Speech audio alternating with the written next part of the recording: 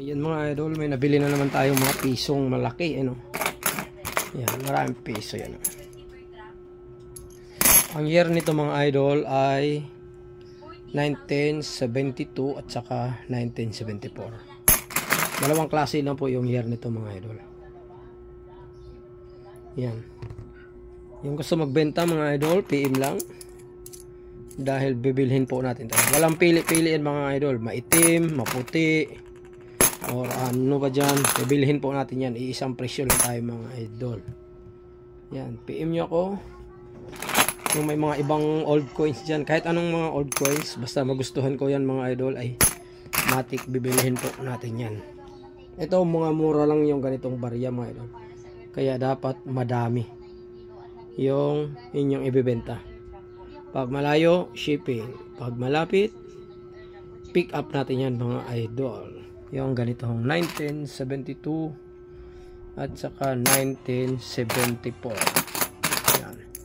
Huwag kalimutan mag-PM at mag-share na ating video mga idol, para yung ibang gusto magbenta, makita nila yung ating Facebook account at matulungan nyo rin sila may benta nila sa akin mga idol. Mag-like at mag-share po mga idol sa ating video.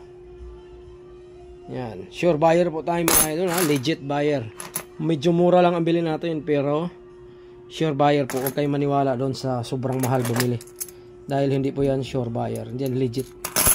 Ako mga idol, mura lang ang bilhin natin or bili ko, pero legit buyer tayo mga idol. Ayan o, tinis nila ng acid test yung mga idol. Ito po mga idol ay mga copper nickel po ito mga idol.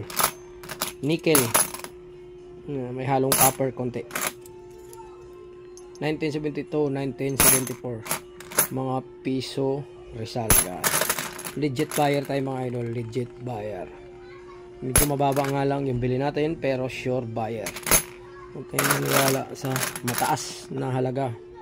Mga mura lang po ito, dahil ilang milyon po itong vintage na ganito. Kumbaga maraming, sobrang dami nga ginawa na ganitong barya. Sobrang dami, kaya kahit sino mayroon pong hawak na ganito.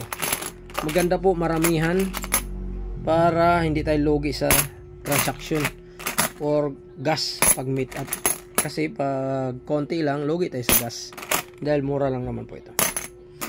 Okay mga idol, huwag kalimutan mag-PM at mag-share na rin, mag-like sa ating video mga idol.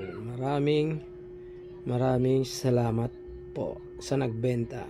PM lang din ang mayroon.